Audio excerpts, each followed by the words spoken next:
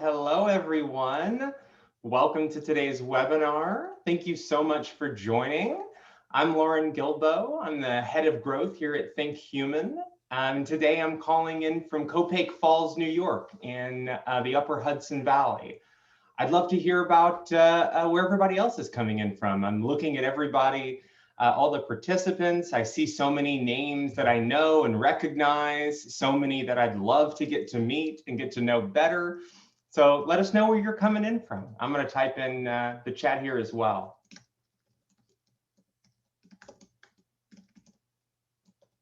Great. We're going to get started in just a few minutes. And today we're going to be talking about how learning and development is becoming the new support system for humans in our organizations. So as you're getting settled, we'd love to get the conversation started. One of the ways we'll be interacting is by using the chat feature in Zoom. And throughout the next hour, we'll be asking you to go back to that chat and have a conversation with us. These webinars and the work that we do as ThinkHuman works best when we have community involvement. We have people bringing new ideas and questions and ideas and concerns up to the forefront.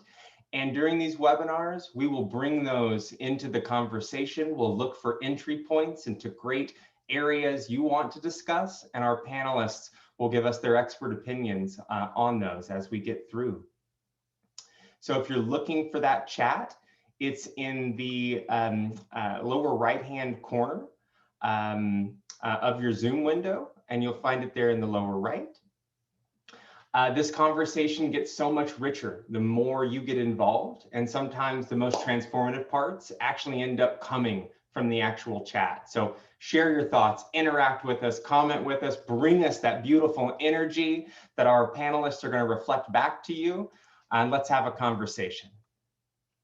So to practice that and kind of kick things off, I'd love to hear why you showed up with us today, why you decided to spend this time with us in your busy schedules and in you supporting your people. And for anyone who's willing to share, jump in the chat and let us know, what do you want to change in your organizational culture around learning and development? Before we dive into our discussion, I want to quickly introduce our partner, 15Five, and ThinkHuman as we're getting kicked off here. Our partner 15Five is a continuous performance management solution that helps employees grow and develop in just 15 minutes a week. Through a lightweight weekly check-in, 15Five delivers everything a manager needs to impact employee performance. Now, ThinkHuman unleashes the soul in business by equipping people leaders with the skills they need to lead not only effectively, but compassionately and inclusively. We do this work through cohort-based leadership development journeys focused on increasing emotional intelligence and creating the space, kind of like what we're doing today, for true mindset shifts and long-lasting behavior change. You won't get any check the box training or conversations from us. We're the deep side of things. We also believe that the work we do in L&D is most impactful when it's aligned and combined with your DEI initiatives, and we're really excited to speak with you about it. So here in a second, a poll is going to pop up and give each of you a chance to raise your hand, and that hand raise is basically your ability to connect with one or both partners. I know I'd personally love to connect with anyone who wants to dig into this work and just explore and open up new possibilities and new futures for L&D in your world. So select a partner you want to connect with deeper, and someone from each of our teams will reach out to create space for us to connect and have that conversation. So I'm going to give people a minute to look at that poll and make any decisions they want there, and then we'll get kicked off.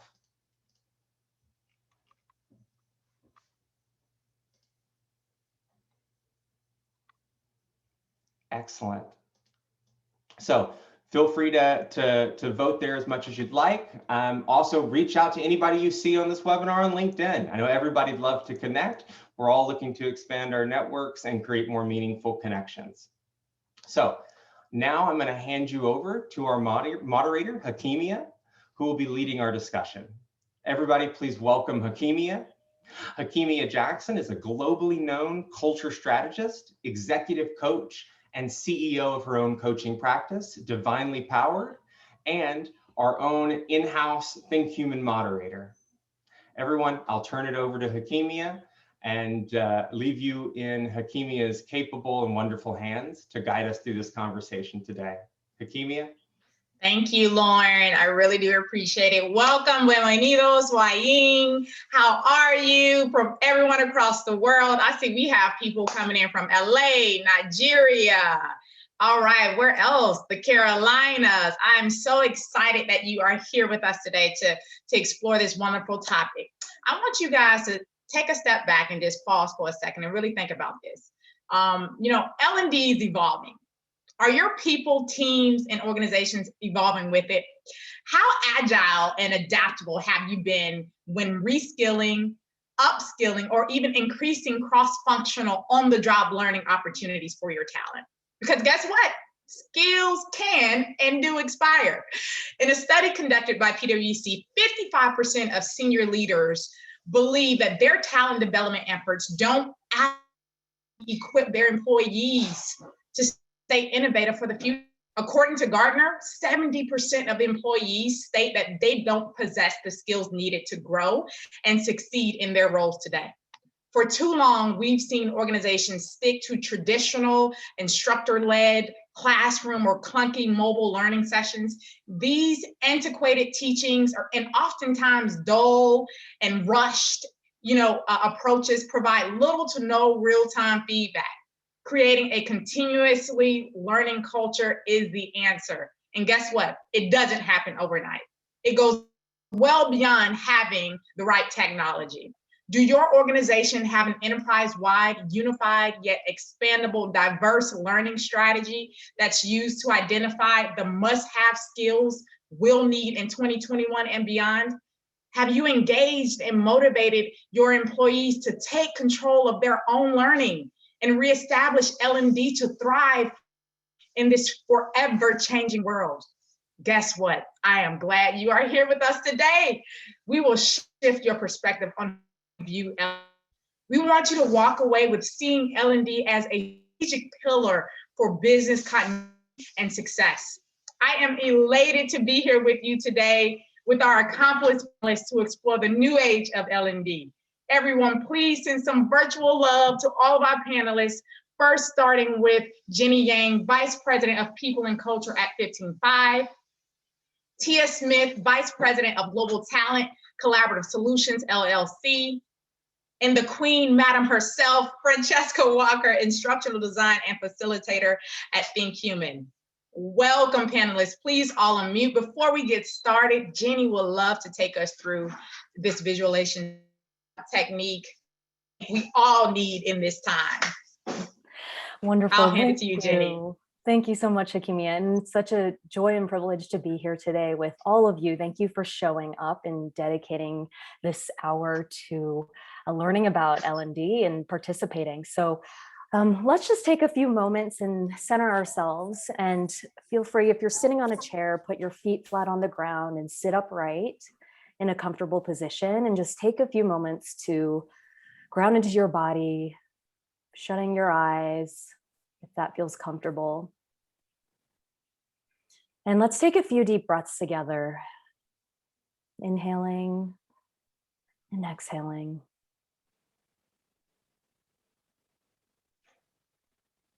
Inhaling and exhaling. And inviting you to take the deepest breath that you've taken all day.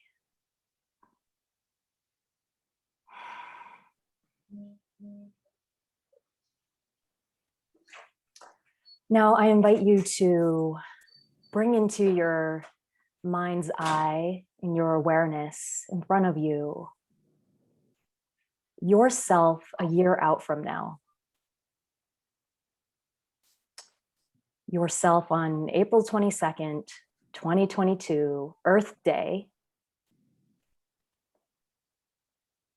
And just noticing all of the incredible experiences that occurred throughout the past year.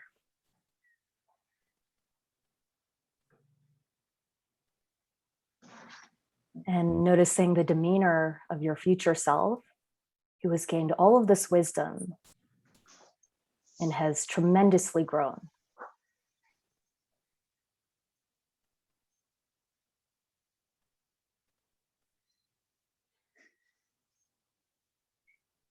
Now inviting you to take a step into that future self,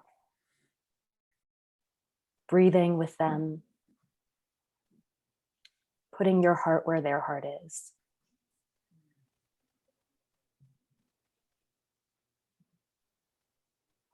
And noticing what it feels like to have gained all of this wisdom, this knowledge, this experience, the growth.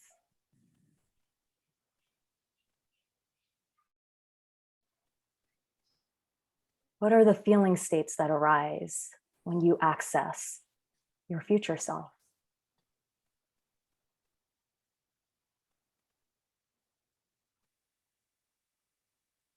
Allowing it to permeate every single cell of your being. Whatever wisdom is arriving in this moment.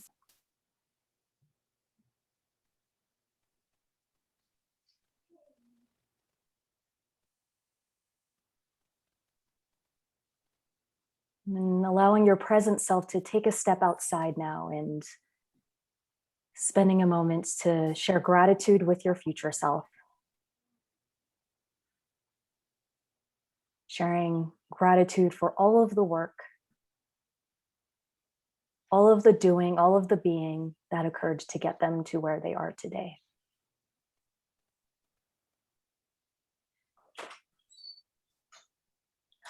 So taking a few deep breaths to anchor back into this present moment.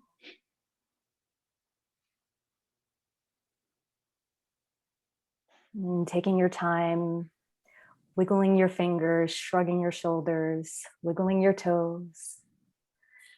To come back and taking your time opening up your eyes. And returning back.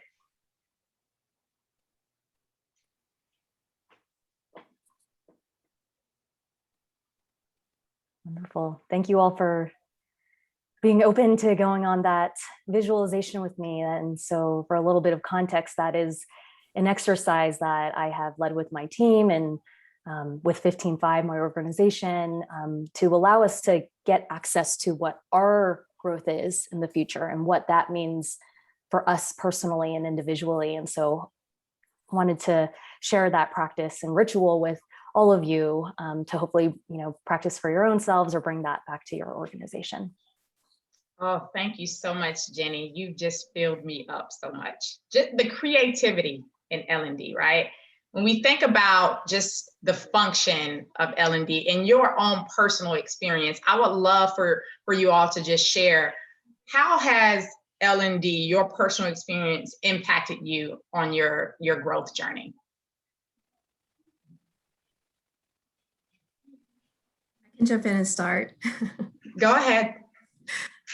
So Tia Smith here. I would say for me, I see myself as an enabler for others.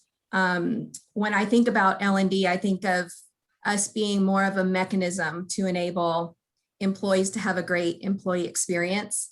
And I think it's important to point out that when it comes to L&D, each employee really defines their own professional growth experience, where I think, 5 years ago, it was very dictated and very prescribed.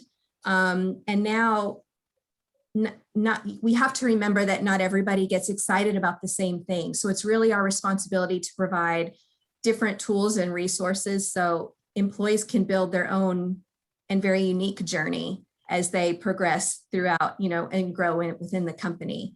I have 3 areas that I can highlight that kind of come to mind. When it comes to being an enabler in L&D, first and foremost, I think we need to enable career growth, right? Which is kind of the obvious one. at Collaborative, the company that I work for, we take an employee-owned and a manager-supported approach to that. So what that means is it really looks different for each person, and we're just here to help them customize that. And we do that in a few different ways. We have our job level matrix, which is a career architecture, so to speak.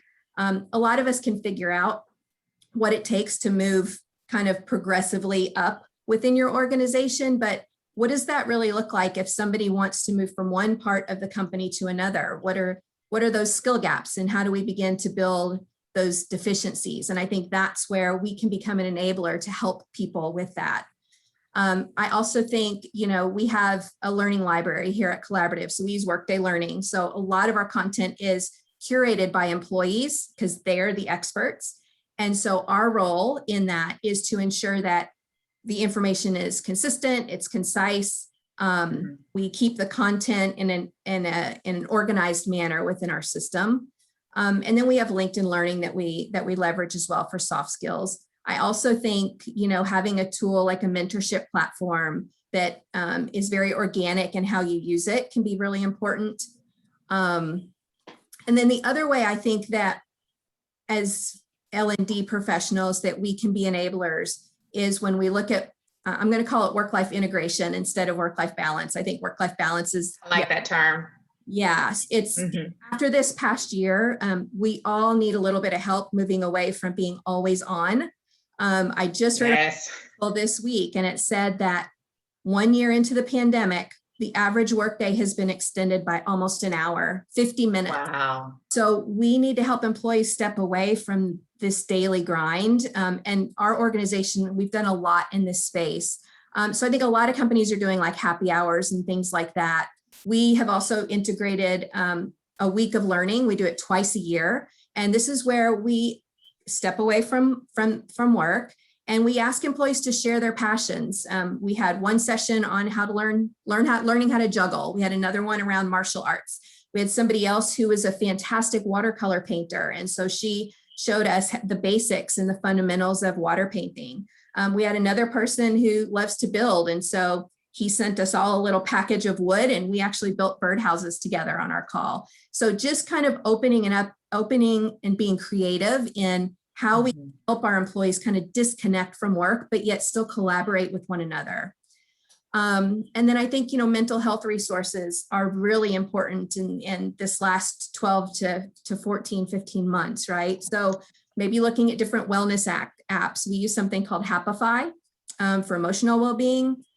We have done Mindfulness Monday series on meditation. So Jenny, I loved what you how you kicked us off this morning. Free yoga classes, is something that you can offer. And it's not that you have to go externally for that, but you can have people internally who that's their passion. They can come in and provide sessions like that. And then the third way, just really quickly, that we can be an enabler is when it comes to corporate social responsibilities. Diversity, equity, inclusion is front and center right now. And, while we started these conversations around diversity and establishing ERGs a couple of years ago in our organization, this past year has definitely put a spotlight on the need for companies to lean in on this a little bit more. We've hired our first head of DEI, and it, really taking us to the next level in terms of awareness and education and action. So kind of to summarize, when I think of L&D, we need to be enablers for our people within the company. Thank you so much, Tia, for sharing. And we're going to get to those trends later on in the webinar. But please, Jenny and Francesca, share your perspective on how L&D has supported you on your growth journey. Happy to jump in here. So I think for me, L&D is really an opportunity to kind of pour back into myself, reinvigorate myself. And so, Tia, to your point, in terms of the workday being extended, I think we've all found ourselves in a position where we've really had to go above and beyond just to really, contribute and be in support of the organization. And I think that particularly gets heightened, for instance, if if you have employees who hold multiple marginalized identities, right? I mean, even just this past Tuesday, as we're all waiting on the verdict of, the Derek Chauvin trial, even 30 minutes leading up to that verdict, there was another murder of a Black girl, Ma'Khia Bryant, 16 years old, in Columbus, Ohio, by a police officer. And so I named that because it's important to understand that while employees are giving everything they have to the organization at a time where everyone is being tasked with giving even more of themselves, it's also important to recognize that there's an entire social context that exists outside of the workplace that impacts employees. And so how do employees find ways to take care of themselves and their community during difficult times like this, but also still show up for the work and for the organization? And I think it becomes even more heightened, let's say, if you happen to have a role that requires you to be the DEI expert, right, in this space, right? So you're navigating, trying to show up for yourself, take care of your community, right? Take care of the organization, and then still educate everyone that's in the organization as well, right? While navigating your own. And so I'm saying that to say that it's important to understand that you must replenish yourself, and it is important that organizations are intentional about using L&D as an opportunity to nourish and replenish employees. The other thing that I want to make sure that I say is that a lot of organizations are really talking intentionally about their anti-racism and anti-oppression initiatives and their stance.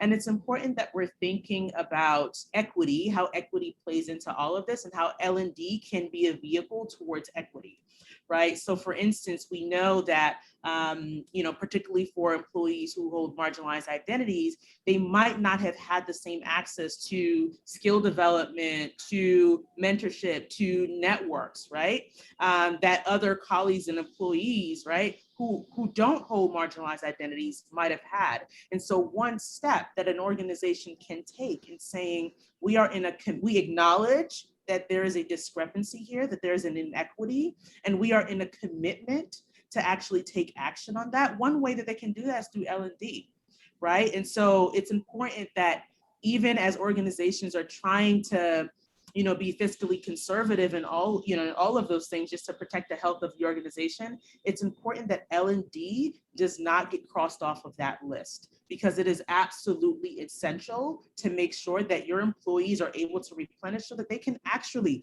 show up in their full selves and show up for the organization. So it's a form of capacity building, really, for your employees. And so you as an organization will not be able to go to the next level if your employees are burned out and not replenished. And L&D is a way to sort of mitigate that. Yes, thank you so much, Francesca. And I know in our previous conversation, you kind of coined it. What was that coin that you used? Yeah. Workplace self-care. Yes. Absolutely. It is absolutely a way for the organization to care for the employee. Absolutely. Yes, I love that. Jenny, what are your thoughts? Yeah, +1 to everything, Tia, Francesca, you've been mentioning. And I'm seeing a couple of the questions come through, and I had scrolled through some of, what people hope to get out of this conversation today. And it seems a couple of themes include how do you recognize L&D as a strategic partner, driving performance, contributing to the bottom line, embedding learning within organizational DNA, making learning continuous. And so I wanted to share some of our practices at 15.5 here. And this is also how I have invested in my own growth throughout my almost 3 years at 15.5. So we have a value. One of our 4 core values is be and become your best self. And that in itself connotates growth. And so this is how we have designed our culture to be a culture of continuous learning. And within each of our 4 core values, we have universal competencies that are nested underneath each of the core values. So underneath be and become your best self, there are 4 competencies, one of which is cultivate a growth mindset. Another is discover and have radical strengths role alignment, and also discovering and living your purpose. And so there's a lot of themes of learning as part of these competencies, and we explicitly outline through various behaviors, what does excellence look like in cultivating a growth mindset? It means being open to learning, being open to feedback, constructive feedback in particular.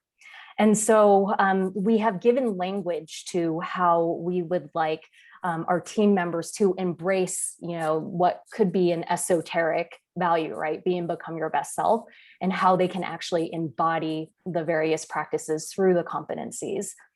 I also wanted to share that, yes, we leverage our performance review, what we call the best self review, as more future forward looking. And having that conversation actually be about recognizing the strengths that our team members leverage since the past review cycle, and then going forward, how does this team member want to grow? What does their growth path look like? What does growth mean to them? And so through those conversations, after the best self review, the key action item is to develop a self-development objective and key results. So essentially goal setting around what growth looks like. And so we encourage our team members to have these objectives and key results, the OKRs, around a competency that they want to build upon in their existing role, or it could be, an area that they want to grow in that they're super passionate about, and it might be tangential to their current role. And it also could be about their own personal development. So we talked about workplace self-care. As an example, for me, one of my personal development goals right now is to infuse more self-care and yoga and walks outside. Earlier, prior to this webinar, we were talking about our addiction to work and how easy it can be to get addicted to work, especially now that we don't have, for those of us working from home, have that separation of, being able to physically go into an office. And so, for me right now, my self-development OKR is around becoming unaddicted to work and investing in my own, learning and growth and self-care when I can. And we do that at 15.5 through dedicated hours, 2 hours on a Friday called Best Self Time, where people can, invest back into themselves so that they can feel nourished to kick off the next week, energized rather than burnt out or crispy. Thank you. I like that. Thank you all for sharing. You've all shared your own unique experience. I would love to explore some of the challenges that exists, with L&D and how you as leaders overcame that challenge and encourage an ongoing learning mindset and a culture of growth. So I think one of, and I alluded to it earlier, but one of the challenges, of course, and someone actually in the chat sort of alluded to the fact that L&D is often deprioritized. And so, right, like that is a challenge in and of itself. And so what happens with that is sometimes that means a removal of resources towards it. And so one way to think about that and be creative about that, because also, I mean, there are also some organizations that, like they don't have as much to contribute in that way, right? They're really running on a lean budget. And so one way that you can kind of think about how to address it or how to mitigate that is, and Tia, you actually mentioned this earlier, is thinking about how to leverage the expertise of the people on your team. So I know that one thing that we do is we have a lot of, we have different committees that people opt into, and they get to really share their competencies and their expertise in different ways. And so that can be a way to kind of, internally like leverage the team and get professional development and just training overall and skill development that doesn't actually require funds. Now, of course, you got to be careful with that as well, because we don't want committee work to then become another way that employees are sort of contributing above what they've already need to contribute for the role, right? I mean, that's also something to consider.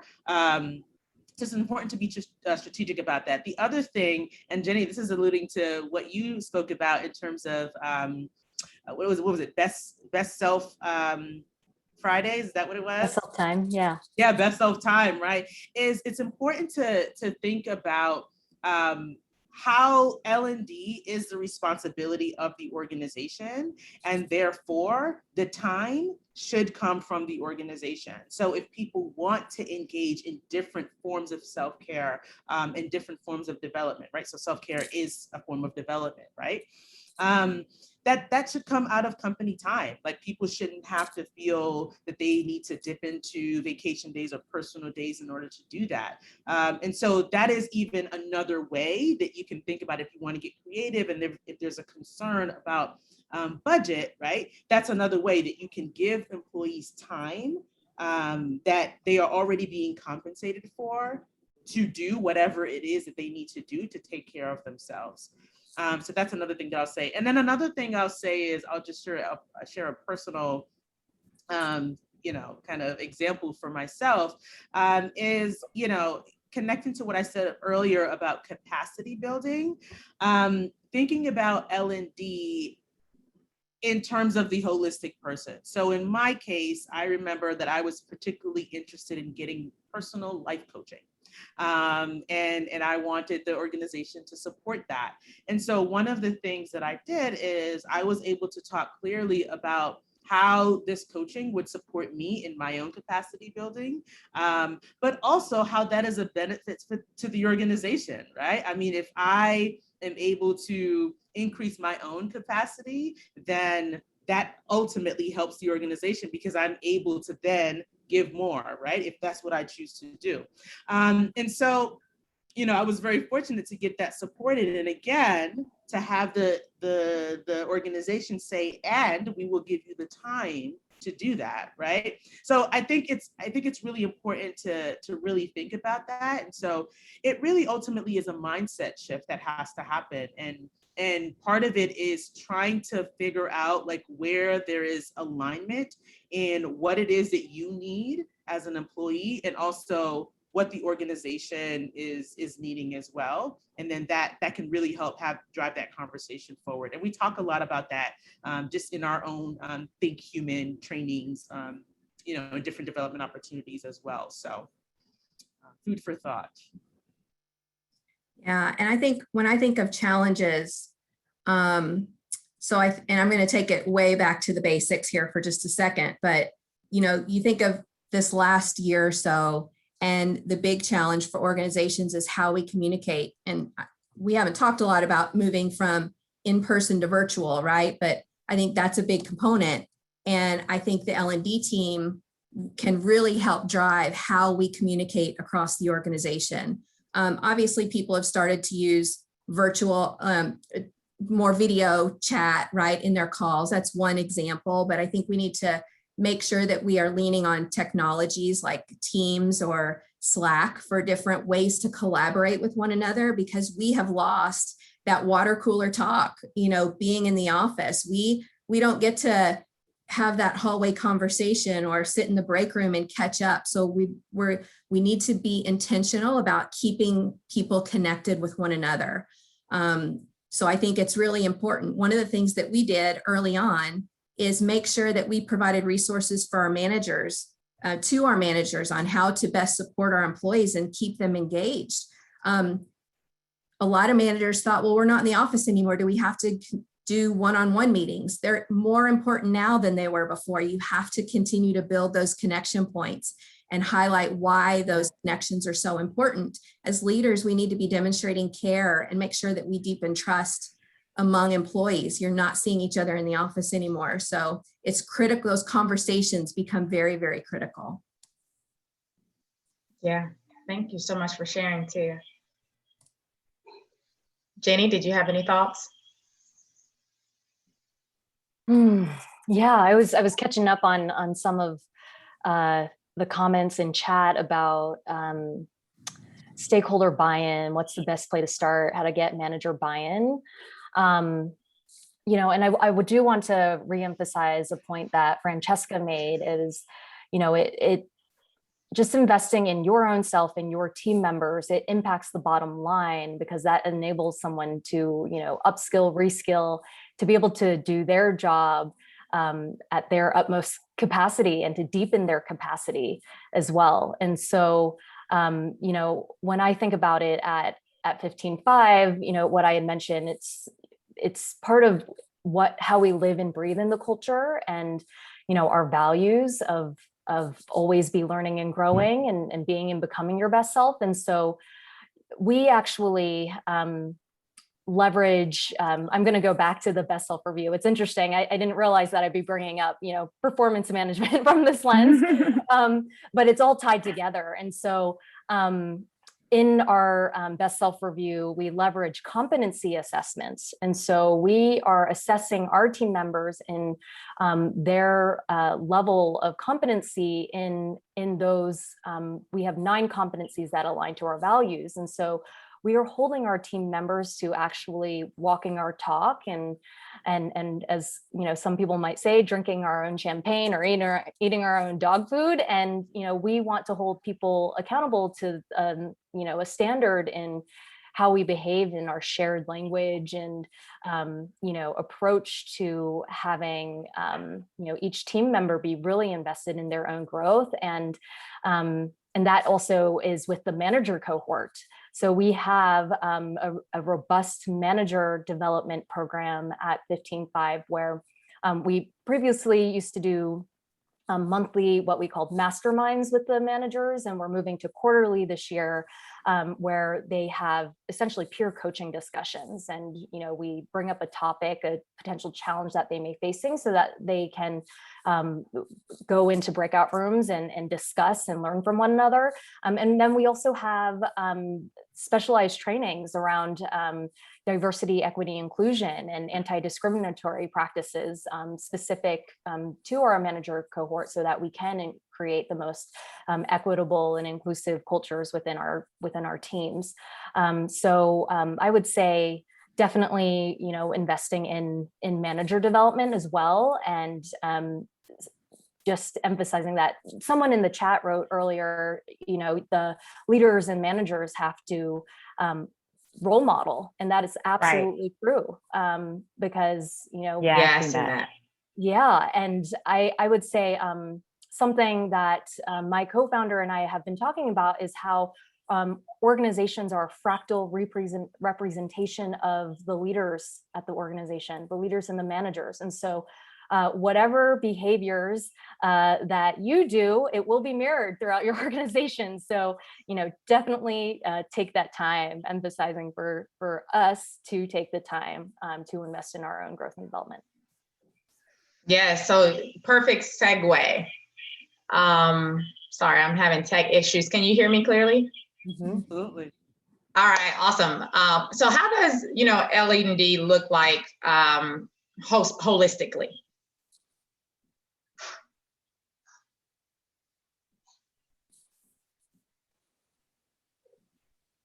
Yeah, I'll kick it off. So, from multiple lenses, I would say holistically, L&D looks like, from a delivery standpoint, hybrid. So it's going to be a combination of self-paced, self-guided learning, micro learning, so short, you know, like under 10-minute lessons, and done at people's own time, virtual, digital. And then there's also going to be, you know, the more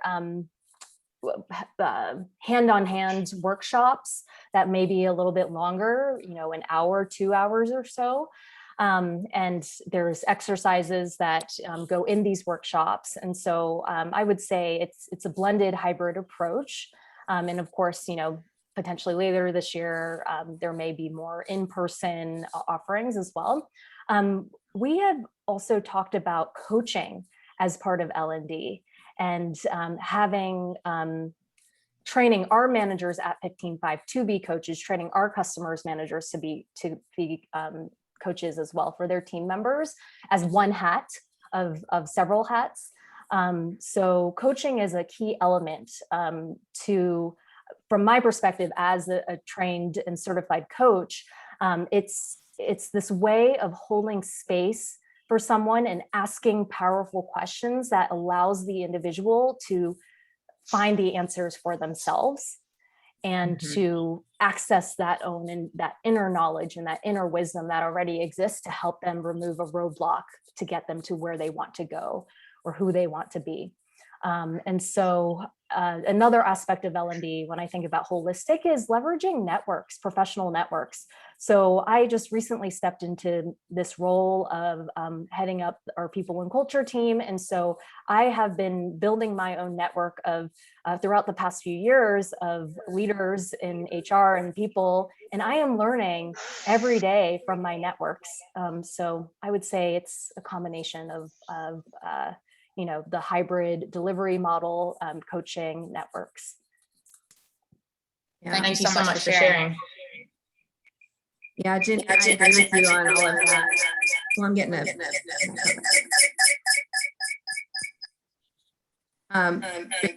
with a lot of what you've said. I would say to kind of add on to that, and I kind of alluded to this earlier on in the call, but a few years ago, L&D just felt so much more prescribed, I think is the word that I used. And I think we need to remember that it's not just new hire orientation and required policy training that we do anymore.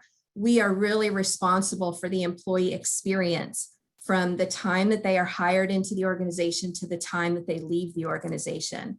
And that is a unique experience for each person. So just making sure that we are able to offer a variety of tools and resources to our employees so they can really navigate the organization in the way that they want to, and their career growth in the way that they want to, I think is super important. So rather than say, here's your bucket of training for the year, we need to open that up and really let them have the flexibility to pick and choose what engagement means to them and what their employee experience is going to look like. Yeah, absolutely, Tia. And actually, Hakimia, I think when we spoke about this right before this webinar, you mentioned kind of thinking about people's interests. Yes. Absolutely. So not simply forming and carving out L&D and thinking about it directly in terms of like, okay, like what skills can I give this employee for them to do a better job here in this particular role, right? But like, what drives this person? Like, what are they passionate about?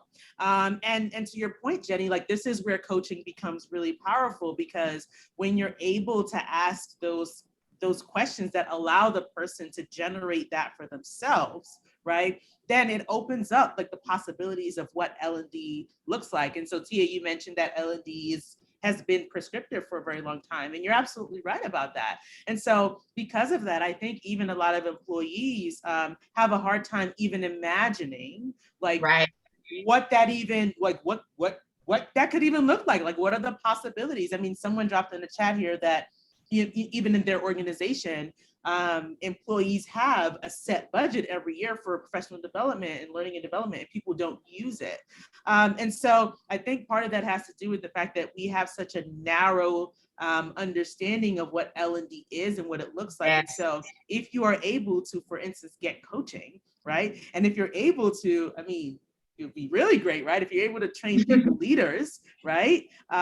In coaching, they're able to leverage that in their one-on-ones and have those kinds of conversations. And it also then becomes an opportunity for those people leaders to hold their employees accountable for the things that they say that they're passionate and interested about. So, and I think ultimately that helps strengthen the bond, helps create a sense of community and connectedness. And I think we all know that, especially in this virtual environment, that's going to be absolutely key. And even as we are starting to think about, hybrid and what a more in-person world or a return to normal would look like, there's still going to be, I can't imagine that it's ever going to be the same as it was in pre-COVID. There's going to be a new normal, right? Mm-hmm. And how are we adapting to that using, L&D as our guide here, so. Yeah, and I just want to say, Heidi asked the question, so what can we do to really shift the behavior, specifically around L&D? I see this as a common question, specifically with people who just resist or doesn't see L&D as a priority. What guidance can we give them?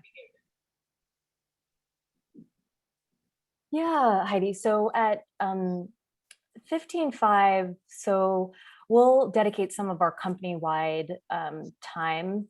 So we have 3 company-wide calls a week that are 30 minutes called boosts, and it's a way for our teams to get aligned to what our company-wide strategy is and to do our rituals of, gratitude reflection or brief mindfulness meditation. And one way that we've been using that time is to do micro learning and micro lessons. So having someone at the organization prepare 10 minutes of content and then lead a breakout room discussion so that there are small groups that actually go through, the exercise and, learn about the skill that we're teaching. And then after the fact, we have follow-up material. Okay, we're putting in our LMS, this brief 10-minute lesson for you to go to reinforce the material that you learned today, and to also follow up in our weekly 15.5 check-in, our tool, with a question of, hey, what did you learn from that lesson on Monday's boost, as an example. So there's different ways that we have done a drip feed model of the content and just ensuring that the language and the content gets back into people's hands over time. Thank you, Jenny. Thank you, Jenny, for sharing. Anyone else?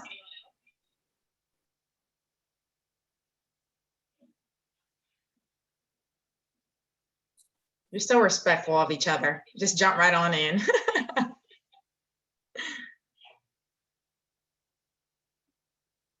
I've been reading some of the comments coming into the chat. Hakimia, can you ask the question again? Yeah, no, I was saying one of the questions that came in was, how do we shift behavior around people really seeing L&D as a priority? I think first and foremost, you need to have buy-in from top leadership that learning and growth is important within the organization. And once you have that, I'm lucky enough to have an executive team that fully supports ongoing growth and development for our employees. Being able to invest in tools like mentorship for our employees, having a mentorship platform goes a really long way. And that's something that's open to everyone, right? We're also looking right now at a coaching platform. And when I initially thought about coaching, I was thinking, okay, this is going to be an expensive investment. So we're going to have to focus on our high potential people or certain levels of leadership. And we're working with a platform company now who said, no, it needs to be equitable, right? You need to allow coaching for everybody in your organization. And I was just kind of blown away by it. That's a whole different way of thinking about it and a whole different methodology and approach, but I love that. So, really investing in different tools that give equity to everybody in the organization, I think is. I think one of the things that it goes back to that I mentioned earlier is it's about a shift in how we talk about it and a shift in language. And so, like we've kind of talked about, like L&D is usually seen and talked about like as an expense, right? And that's kind of like where it stops, instead of thinking about it and really helping people to understand that it's about capacity building. And if you are able to support, senior leadership at the organization in understanding like this capacity building helps your bottom line, right? Like, I think that shift in language alone can really be supportive in moving us forward in terms of like how people think about it, and how, Tia, like you mentioned earlier, how to get that buy-in. So it's making sure that, and this is something at ThinkHuman that we talk about in our trainings, like how are you getting clear about what your intention is and what your vision is, but how are you also getting clear about what the organization needs and what their motivators are? And then how are you coming together and figuring out where the two meet and are in alignment? And so I think ultimately, when we're able to shift the way that we are even talking about L&D and connecting it, right, how it's connected to everything else, I think that really helps to shift the conversation and increase buy-in. Yes, I love that. I love all of your perspectives on increasing buy-in. So as we near the close of the webinar, I would love to just get your insight on, exploring some of the trends that you see L&D moving to 2021 and beyond.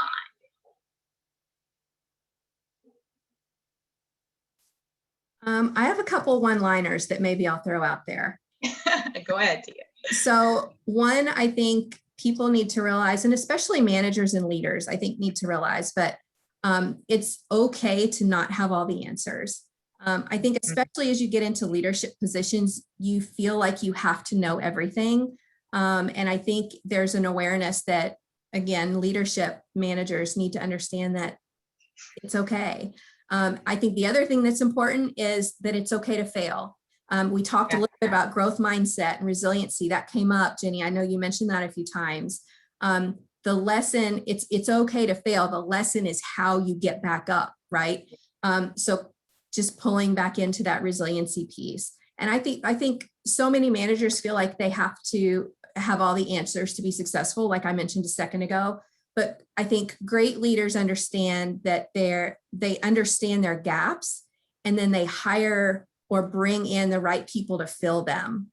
And I think it's also important that people understand that it's okay to have somebody on your team that's smarter than you, that has more experience than you. It shows that you're kind of willing to step out of the spotlight and share that success. And again, that's hard for some people to do. People strive really hard to move into a leadership type role. And when they get there, they feel like they need to continue to prove themselves, but that dynamic shifts a little bit at that point. Thank you so much, Tia. Danielle says they're an asset. That's true. Yep. Senior people as assets and not liabilities. Mm-hmm. Yeah, agree with you, Tia. And what L&D looks like from my perspective and 15.5 in the future is centered around the notion of career growth. And I keep mentioning this best self thing. and so we really espouse this process of learning and growing through what we call best self discovery. So, not necessarily, team members going on traditional career paths, which, we support as well, right? So there are certain roles, like, in the tech field, there's, sales development, account executives, you got customer success, and there's, a path within those roles. And we also want people to be able to uncover what are they extremely passionate about. We have this, we use this term called zone of genius internally. What is your zone of genius where you feel most alive and in flow at work? In what capacity? Who are you with? What are you doing? What time of day is it? What energizes you? So we want people to be in that discovery process so that when business needs arise, that they could step into that calling at work. Yes. And to be able to build, whatever experiences that they need in their current role to be able to get to, that dream role where they are shining in their own zone of genius. So it is an ongoing discovery process that we enable our managers to ask the right questions to help our team members find that for themselves. And I would imagine you would use some of those coaching abilities to really explore, in addition to the content and material that you have available to help them discover their zone of genius. Mm-hmm. That's Mm-hmm. absolutely beautiful. Mm-hmm. Yeah, and the other thing that I would say is, you know, L&D really supports employees in feeling better connected to the organization, better connected to the vision and the mission of the organization, and more invested in identifying opportunities and then jumping on those opportunities. And so, like I mentioned before, like, we are going to be in a new normal, and that new normal might mean that there are opportunities and gaps that maybe like didn't exist before, or we didn't realize them before. And so perhaps like through, and I keep saying capacity building, right? Because it's like, you know, I really think that that's it. You know, perhaps as we are increasing employees' ability and their capacity to invest more and to be creative in the workplace, people might actually start to say, you know what, these are some things that I'm noticing, some opportunities that I'm noticing. And I'm also clear about my interests, right? Because you've invested in me in this way. Here's an opportunity for the organization. I've created a new role, right? And Jenny, you talked about this, you know, before this webinar. Like, I've created a new role, right? There's an opportunity here. And so I think that that level of investment also fuels agency on the employees' end as well in creating the kinds of opportunities. Because I mean, we talk about like getting the next opportunity, but sometimes, especially when people like get clear about what their interests are, they actually might need to create those opportunities because they might not exist yet. And so, and how creative and how innovative is that? You know, like how does that not move the organization forward? How is that not in everyone's best interest? You know, so I just think that it's really important to really understand how all of these things are interconnected and how everyone wins at the end of the day when we prioritize L&D. That's well said, Francesca. On that note, I would love to hear just that one thing that you could say to encourage our audience today as it relates to L&D.